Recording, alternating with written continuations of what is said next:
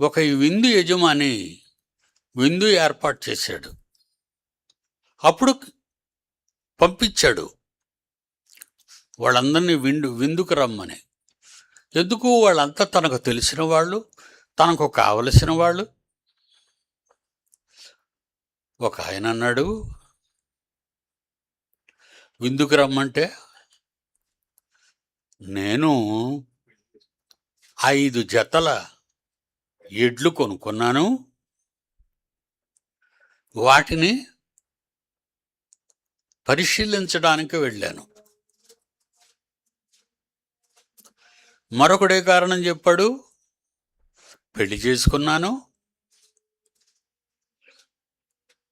మరి నా పెళ్లితో నేను సుఖపడొద్దా,